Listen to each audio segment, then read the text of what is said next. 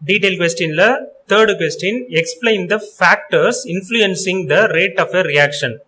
ஒரு ரியாக்ஷனுடைய ஸ்பீட, ரேட்னா அந்த ரியாக்ஷன் நடக்கக்கூடிய வேகம்னு அர்த்தம். அந்த வேகத்தை இன்ஃப்ளூயன்ஸ் பண்றது, அதை பாதிக்க வைக்கிறது, இல்ல அதை அதிகப்படுத்துறது, இல்ல குறைக்கிறது, அதுக்கான ஃபேக்டர்ஸ் காரணங்கள் என்னென்ன, இந்த டீடைல் நம்ம இப்ப பார்க்க போறோம். இதுல இந்த டீடைல் பார்த்தனாலே ஷார்ட் ஆன்சர்ல செகண்ட் கொஸ்டினும் கவர் ஆயிடும். அந்த கொஸ்டின் என்னன்னு பார்ப்போம். why does the rate of a reaction increase on rising the temperature? ஒரு ரியாக்ஷனுடைய வேகம் வந்து இன்க்ரீஸ் ஆகுதான் எப்பன்னா டெம்பரேச்சர் இன்க்ரீஸ் பண்ணும்போது. ரைஸ்னாலும் இன்க்ரீஸ்னாலும் அதிகப்படுத்துறதுன்னு அர்த்தம். டெம்பரேச்சரை ரைஸ் பண்ணோம்னா ஒரு ரியாக்ஷனுடைய ரேட், வேகம் வந்து அதிகரிக்குதான். ஏன்னு கேட்டிருக்காங்க. இந்த ஆன்சரும் இந்த தேர்ட் டீடைல்லே கவர் ஆயிடும். நம்ம ஆன்சர் பார்க்கும்போது உங்களுக்கே புரியும். பேஜ் நம்பர் 146ல இந்த டீடைலுக்கான ஆன்சர் இருக்கு. இம்பார்ட்டன்ட் ஃபேக்டர்ஸ், முக்கியமான காரணங்கள், எது எதெல்லாம் அஃபெக்ட் பண்ணும், ரேட் ஆஃப் ரியாக்ஷனை எது எதெல்லாம் அஃபெக்ட் பண்ணும்னு இங்க லைனா கொடுத்துருக்காங்க. நம்ம டைரக்டாவே ஒன்னொன்னா பார்க்கலாம். Nature of the reactants. எல்லா வார்த்தைக்கும் மீனிங் புரிஞ்சுக்கினாலே இந்த ஆன்சர் ரொம்ப ரொம்ப ஈஸி. ஆன்சர் பார்க்க தான் பெருசு மாதிரி இருக்கும், ஆனா ரொம்ப சிம்பிளான ஆன்சர். ரியாக்டன்ஸ்னா நான் ஏற்கனவே சொன்னேன், லெஃப்ட் ஹேண்ட் சைடு இருக்கிறதுன்னு அர்த்தம். அந்த ரியாக்டன்ஸ் சேர்ந்தாதான் நம்மளுக்கு ஒரு ப்ராடக்ட் கிடைக்கும். ரைட் ஹேண்ட் சைட்ல இருக்கிறது கிடைக்கும். ரியாக்டன்ஸ்னா லெஃப்ட் ஹேண்ட் சைடு, ப்ராடக்ட்னா ரைட் ஹேண்ட் சைடு. அந்த லெஃப்ட் ஹேண்ட் சைடு இருக்கிற ரியாக்டன்ஸோட தன்மை, நேச்சர்னா தன்மை, அது எப்படி இருக்கு, அந்த பொருளுடைய தன்மை எப்படி இருக்குன்றது தான் நேச்சர் ஆஃப் ரியாக்டன்ஸ் சொல்லுவாங்க. நம்ம இப்போ இந்த எக்ஸாம்பிள் பார்த்தோம்னா உங்களுக்கு ஈஸியா புரிஞ்சிடும். the reaction of sodium with hydrochloric acid is faster than that with acetic acid. சோடியம்ன்றது Naன்றது தான் சோடியம்னு சொல்லுவாங்க.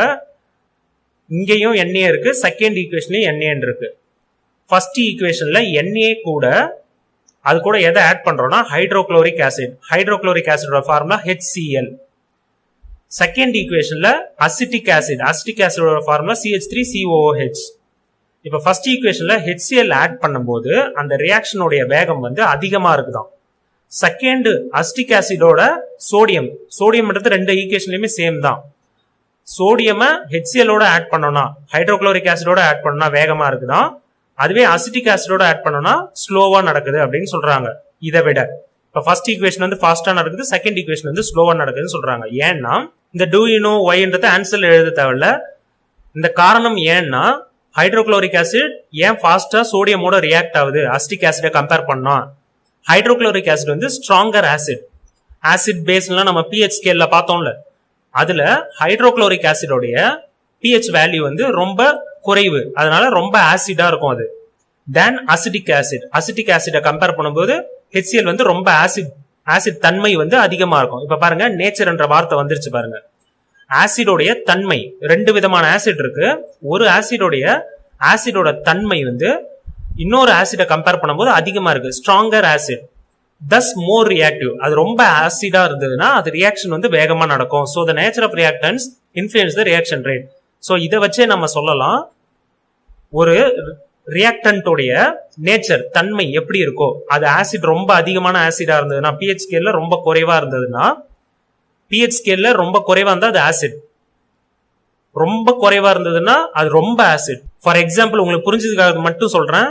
நியூட்ரல்னா 7 pH ஸ்கேல்ல பார்த்தோமா. இப்ப ஃபார் எக்ஸாம்பிள் சும்மா ஒரு நம்பர் வச்சு உங்களுக்கு புரியறதுக்காக சொல்றேன். ஹைட்ரோக்ளோரிக் ஆசிட் வந்து ரொம்ப ஸ்ட்ராங்கர்னு சொல்றாங்களா, அப்ப அதோட pH வேல்யூ வந்து ரொம்ப கம்மியா இருக்கணும். ஃபார் எக்ஸாம்பிள் 1 இருக்குன்னு வச்சுப்போம். இதுவே அசிட்டிக் ஆசிடும் 7 விட கம்மியா தான் இருக்கும். ஃபார் எக்ஸாம்பிள் 5 இருக்கும். இப்ப 5 விட 1 கம்மி. அப்ப எது ரொம்ப கம்மியா இருக்கோ pH ஸ்கேல்ல அதுதான் ரொம்ப ஆசிடா இருக்கும். இப்ப புரிஞ்சிருக்கும்னு நினைக்கிறேன். pH ஸ்கேல்ல 7ன்றது நியூட்ரல், 7 விட கம்மியா 5 இருக்கு, அது அசிட்டிக் ஆசிட்னு வச்சுப்போம். இதெல்லாம் அந்த நம்பர்லாம் நான் உங்களுக்கு சொல்றேன்ல, அது புரியறதுக்காக மட்டும்தான். ஹைட்ரோக்ளோரிக் ஆசிட் வந்து 1ன்னு வச்சுப்போம். 1 தான் இருக்கிறதுலே கம்மியான வேல்யூ. அப்ப அதுதான் ரொம்ப ஆசிடா இருக்கும்.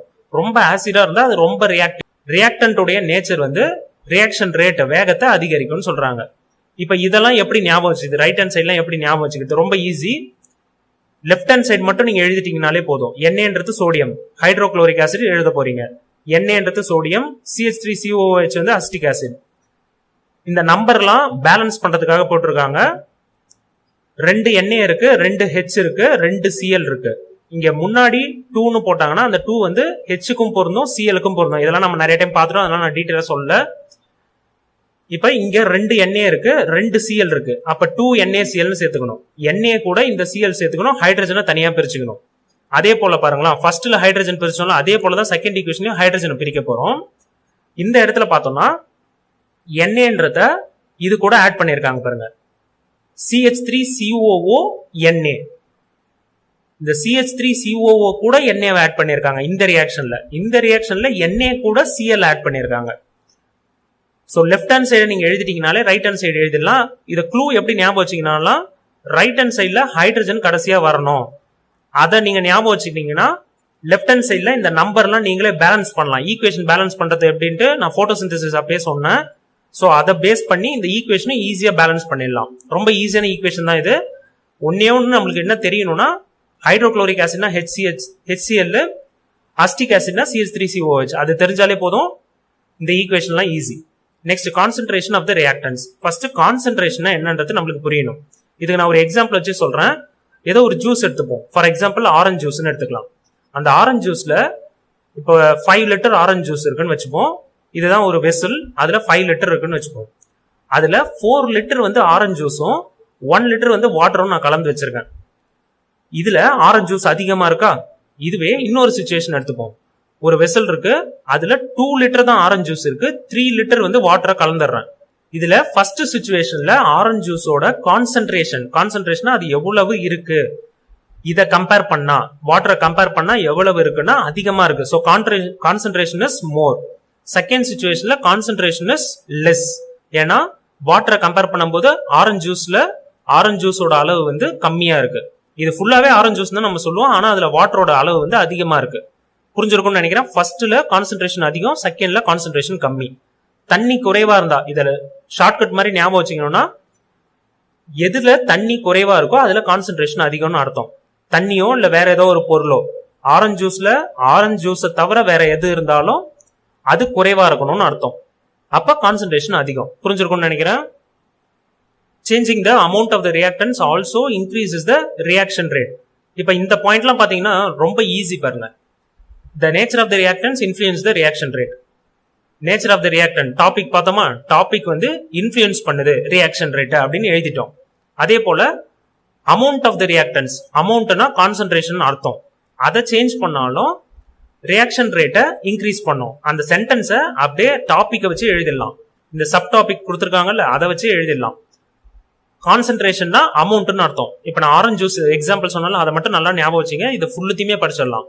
அந்த ஆரஞ்சு ஜூஸ் எக்ஸாம்பிள்ல அமௌண்ட் எவ்வளவு லிட்டர் இருக்கு, 5 லிட்டர்ல 4 லிட்டர் இருக்குன்னா கான்சென்ட்ரேஷன் அதிகமா இருக்கு.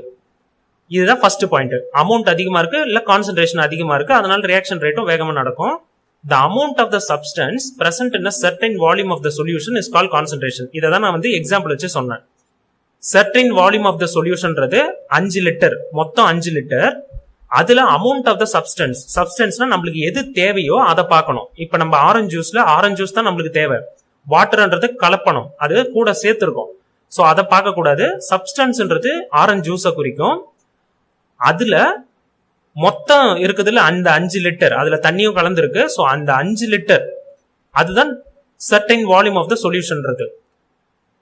மொத்தம் எவ்வளவு நம்ம வால்யூம் எடுத்தோமோ, வால்யூம்னா கொள்ள அளவுன்னு அர்த்தம். அந்த வெசல்ல எவ்வளவு கொள்ளும், 5 லிட்டர் கொள்ளும்.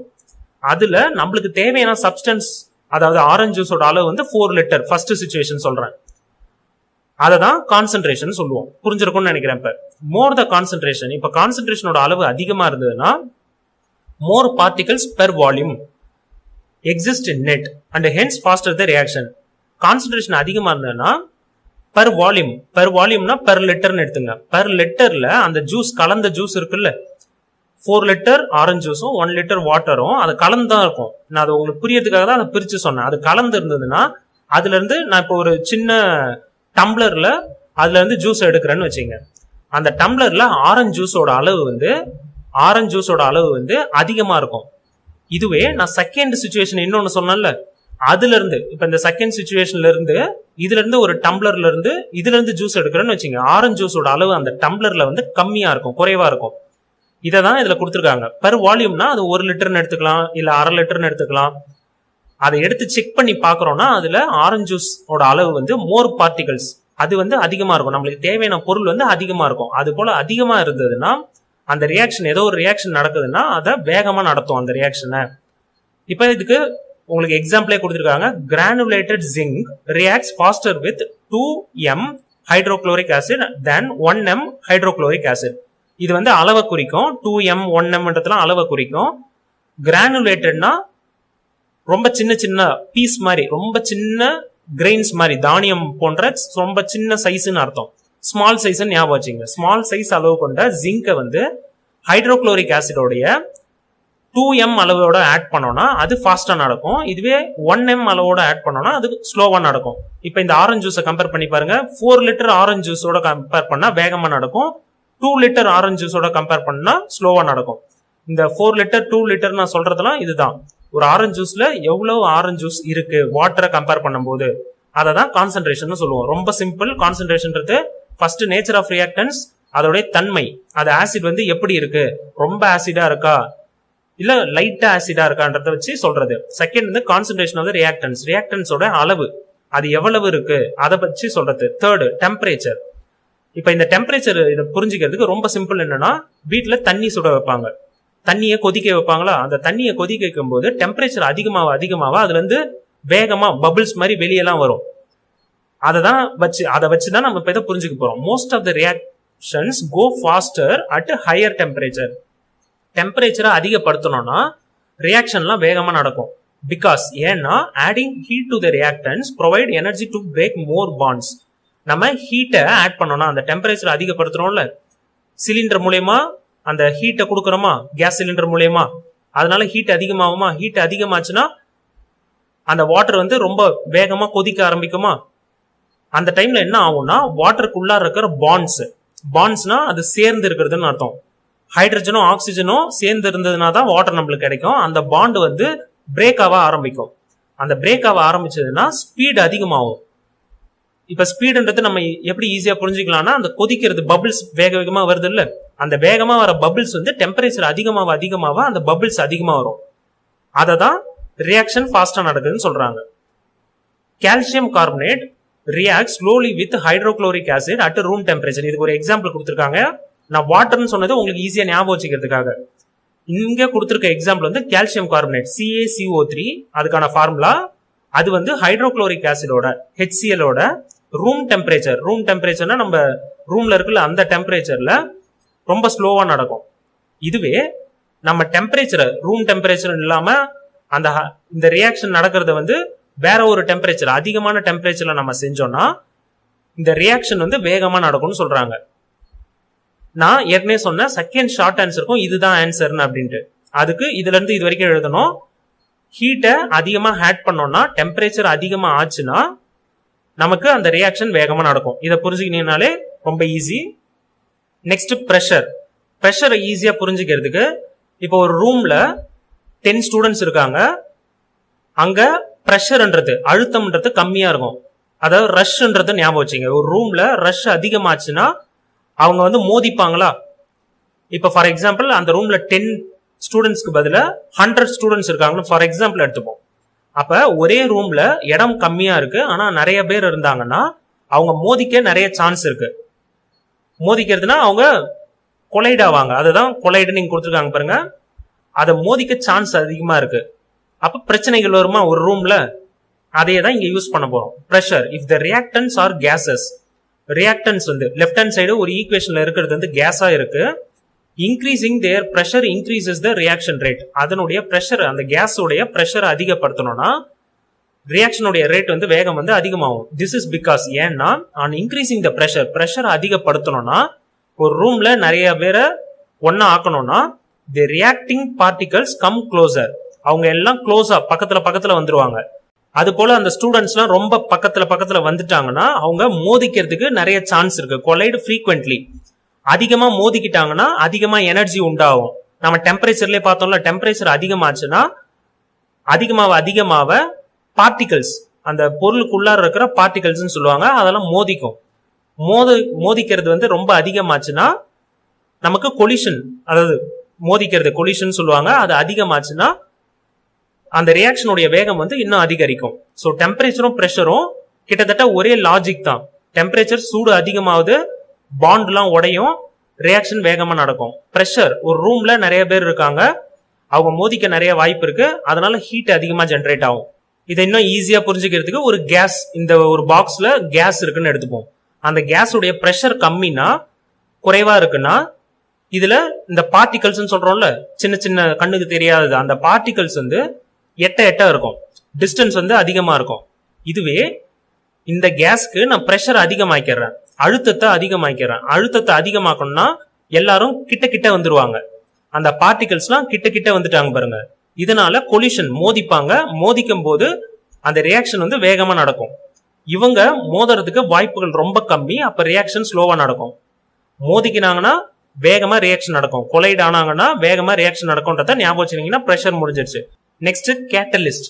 கேட்டலிஸ்ட்னா ரொம்ப சிம்பிளா புரிஞ்சுக்கணும்னா, ஏதோ ஒரு விஷயம் நடக்குது, அதை தூண்டணும்னா, அந்த விஷயத்தை தூண்டணும்னா அந்த விஷயம் வந்து இன்னும் வேகமா நடக்கும். அதுக்கு பேர் தான் catalyst. A catalyst is a substance which increases the reaction rate without being consumed in the reaction. இது ரொம்ப முக்கியம். கேட்டலிஸ்ட்ன்றது வெளியே இருந்து நான் ஆட் பண்ற ஏதோ ஒரு பொருள், அந்த பொருளை நான் ஆட் பண்ணனா அந்த ரியாக்ஷன்ல அந்த பொருள் எடுத்துக்காது, அந்த பொருளை வந்து யூஸ் பண்ணிக்கும், ஜஸ்ட் வந்து ஸ்பீட் பண்றதுக்கு மட்டும்தான் யூஸ் பண்ணிக்குமே தவிர அந்த கேட்டலிஸ்ட்ன்ற பொருள் அப்படியே தான் இருக்கும். இது நம்ம எக்ஸாம்பிளோட பார்ப்போம். In certain reactions adding a substance as catalyst speeds up the reaction. இது பாருங்க, இந்த மாதிரி எல்லா பேராகிராஃப்லயும் இது மாதிரி ஒரு பாயிண்ட் இருக்கு பாருங்க. Adding a substance as catalyst, catalyst add பண்ணா ரியாக்ஷனை ஸ்பீட் பண்ணும். இதுதான் அந்த டாபிக்ல கொடுத்துருக்காங்க, அது அப்படியே இங்க ஒரு சென்டென்ஸா எழுதியிருக்காங்க. For example, on heating potassium chloride it decomposes into potassium chloride and oxygen case but at a slower rate. சிம்பிளா பொட்டாசியம் குளோரைட் இது அப்படியே டீகம்போஸ் பண்றோம். டீகம்போஸ்னா பிரிக்கிறோம்னு அர்த்தம். அது வந்து பொட்டாசியம் குளோரைட் ஆகவும் ஆக்சிஜன் கேஸ் ஆகவும் பிரியுது, ஆனா ஸ்லோவா பிரியுது. இதுவே அது கூட நம்ம மேங்கனீஸ் டை ஆக்சைடுன்ற கேட்டலிஸ்ட், இது வந்து கேட்டலிஸ்ட்னா இந்த ரியாக்ஷனை வேகமா நடக்கிறதுக்கு தூண்டுற ஒரு பொருள்னு அர்த்தம். அதை ஆட் பண்ணோம்னா இந்த ரியாக்ஷனுடைய வேகத்தை இன்னும் அதிகரிக்கும்னு அர்த்தம். பொட்டாசியமோட சிம்பிள் வந்து கே, குளோரினோட சிம்பிள் சிஎல், அதுல ஆக்சிஜனும் இருக்கும், பொட்டாசியம் குளோரைட்ல ஆக்சிஜனும் இருக்கும். இது பிரியும் போது potassium chloride, potassium chlorine plus oxygen கேஸா பிரிஞ்சிடும். இந்த ரியாக்ஷன்ல மெக்னீசியம் டை ஆக்சைடு தான் கேட்டலிஸ்ட்ன்றதை மட்டும் ஞாபகம் வச்சுக்கணும். அது வந்து அந்த ரியாக்ஷனை தூண்டும்னு அர்த்தம். பொட்டாசியம் குளோரைட் பொட்டாசியம் குளோரைட் ஆகவும் ஆக்சிஜன் கேஸ் ஆகவும் பிரியும், டீகம்போசஸ்னா பிரியும்னு அர்த்தம். மெக்னீசியம் டை ஆக்சைடு வந்து இந்த ரியாக்ஷனை தூண்டும்னு அர்த்தம். Next, surface area of the reactants. when solid reactants are involved in a reaction, ஒரு ரியாக்ஷன்ல சாலிடான ரியாக்டன்ஸ் யூஸ் பண்ணோம்னா, நம்ம பிரஷர்லாம் பார்த்தோம்ல, அதுல வந்து கேஸ்ன்னு பார்த்தோம். இதுல சர்ஃபேஸ் ஏரியால வந்து சாலிட் ரியாக்டன்ஸ், லெஃப்ட் ஹேண்ட் சைட்ல இருக்கிறது வந்து சாலிடா இருக்கணும். தேர் powdered form reacts more readily. அந்த சாலிட் ரியாக்டன்ஸை நான் பவுடரா மாத்திட்டேன்னு வச்சுங்க, அந்த பவுடரா இருக்கிறது வந்து ரொம்ப ஃபாஸ்டா ரியாக்ட் ஆகும்னு சொல்றாங்க. இது நான் எப்படின்னு எக்ஸாம்பிளோட சொல்றேன். ஃபர்ஸ்ட் இங்க இருக்கிறத நான் சொல்லிடுறேன். For example, powdered calcium carbonate, powder பண்ண calcium carbonate CaCO3 reacts more readily with hydrochloric acid. Hydrochloric ஆசிடோட பவுடர் பண்ண கால்சியம் கார்பனேட் வந்து வேகமா ரியாக்ட் ஆகும். தென் எதை கம்பேர் பண்ணானா மார்பிள் சிப்ஸ். மார்பிள் சிப்ஸ்னா இந்த கால்சியம் கார்பனேட் பார்த்தோம்ல, அதை விட பெருசா இருக்கும். சிப்ஸ்னா கொஞ்சம் பெருசா இருக்கும்னு அர்த்தம். பவுடர்னா ரொம்ப சின்ன சின்னதா இருக்கும், பவுடர் மாதிரி இருக்கும். Because powdering of the reactants increase the surface area and more energy is available on the collision of the reactant particles. நான் ஏற்கனவே சொன்னேன், கொலிஷன் வந்து அதிகமாச்சுன்னா நம்மளுக்கு அந்த வேகம் வந்து அதிகமாகும்னு சொன்னேன், பிரஷர்ல சொன்னேன். சர்ஃபேஸ் ஏரியா பவுடரா நான் மாற்றும் போது ஒரு பொருளை, அதனுடைய சர்ஃபேஸ் ஏரியா இன்க்ரீஸ் ஆகும். இதனால எனர்ஜி வந்து அதிகமா கிடைக்கும். கொலிஷன் மூலயமா பார்ட்டிகல்ஸ்லாம் மோதிக்கிறதுனால எனர்ஜி எனக்கு அதிகமா கிடைக்கும். thus the reaction rate is increased. இதனால ரியாக்ஷனுடைய ரேட், வேகம் வந்து அதிகரிக்குதுன்னு சொல்றாங்க. இதுல நம்ம இப்ப புரிஞ்சுக்க வேண்டியது என்னன்னா, பவுடரா மாத்தும் போது அதனுடைய சர்ஃபேஸ் ஏரியா எப்படி அதிகமாகுது, இதை புரிஞ்சுக்கிறதுக்கு ரொம்ப சிம்பிள். வந்து சர்ஃபேஸ் ஏரியானா என்ன நம்மளுக்கு தெரியணும். மேக்ஸ்ல எல்லாம் பார்த்துருப்பீங்க, மென்சுரேஷன்ல சர்ஃபேஸ் ஏரியாலாம் வரும். ஸோ சர்ஃபேஸ் ஏரியான்றது lateral surface area, curved surface ஏரியாலாம் நான் ஃபார்முலாலாம் ஏற்கனவே சொல்லியிருக்கேன். இந்த சர்ஃபேஸ் ஏரியா கான்செப்டை வந்து ஈஸியா புரிஞ்சுக்கிறதுக்கு, சர்ஃபேஸ் ஏரியான்றது பெரிய பொருளுக்கு குறைவா இருக்கும், சின்னதா அதை பீஸா மாத்திட்டோம்னா அதுக்கு சர்ஃபேஸ் ஏரியா அதிகமா இருக்கும். அதாவது சாலிடுக்கு குறைவா சர்ஃபேஸ் ஏரியா இருக்கும், பவுடர்டு ஃபார்முக்கு, பவுடர்னா ரொம்ப சின்ன சின்னதா ஆக்கணும்னு அர்த்தம், அதுக்கு சர்ஃபேஸ் ஏரியா அதிகமா இருக்கும். இதை புரிஞ்சுக்கிறதுக்கு ஒரு சிம்பிள் எக்ஸாம்பிள் என்னன்னா கேக்கு. நீங்க நார்மலா சாக்லேட் கேக்லாம் கடையில பார்த்திருப்பீங்க. அதுல கேக் இருக்கும், அதை சுத்தி சாக்லேட்னால பெயிண்ட் பண்ண மாதிரி இருக்கும். இப்போ ஒரு பெரிய சாக்லேட் கேக் எடுத்துப்போம், அதுல ஃபுல்லா சுத்தி பெயிண்ட் பண்ணிருக்காங்க. அந்த பெயிண்ட் பண்றதுக்கு எதனாலனா சாக்லேட் கிரீம் வச்சு பெயிண்ட் பண்ணிருக்காங்க. அந்த சாக்லேட் கிரீம் வச்சு பெயிண்ட் பண்றதுக்கு 1 லிட்டர் சாக்லேட் கிரீம் தேவைப்படுதுன்னு வச்சுப்போம். இதுவே அந்த பெரிய கேக்கை நான் சின்ன சின்ன பீஸா கட் பண்ணிடுறேன். அப்ப அதுல ஒரு பீஸ் மட்டும் எடுத்து பார்த்தோம்னா இதுல சைடு எல்லாம் வந்துருமா, அந்த உள் பக்கம் இருக்குல்ல, அந்த உள் பக்கம் வந்து அந்த கேக்ல மறைஞ்சிருக்கும். அதை நம்ம கட் பண்ணி வெளியே எடுக்கும் போது அந்த சைட்ல இடம் இருக்கும்ல, அப்ப அதுக்கும் நம்ம பெயிண்ட் பண்ணோமா சின்ன கேக்கா இருந்தா, அப்ப பெயிண்ட் பண்றதுக்கு கிரீம் நம்மளுக்கு அதிகமா தேவைப்படும். ஏன்னா உள் பக்கம் வந்து நம்மளுக்கு தெரிய ஆரம்பிச்சிருச்சு. அதுக்கும் நான் கேக்குக்கு பெயிண்ட் பண்ணணும், அந்த சாக்லேட் கிரீமை வந்து பெயிண்ட் பண்ணணும். அப்ப சின்ன சின்ன பீஸா ஆக்கும் போது பெயிண்ட் பண்ண வேண்டிய இடம் வந்து அதிகமாயிடுது. புரிஞ்சிருக்கும்னு நினைக்கிறேன். அதுதான் சர்ஃபேஸ் ஏரியா. நம்ம மேக்ஸ்லயும் இதெல்லாம் பார்த்திருக்கோம், லேட்டரல் சர்ஃபேஸ் ஏரியா அப்படின்ட்டு. அதெல்லாம் நீங்க புரிஞ்சு படிச்சீங்கன்னா ஈஸி. சர்ஃபேஸ் ஏரியான்றது பெரிய பொருளுக்கு குறைவா இருக்கும், அதை சின்ன சின்ன பீஸா நான் மாத்திட்டேன்னா அதுக்கு சர்ஃபேஸ் ஏரியா அதிகமாயிடும்.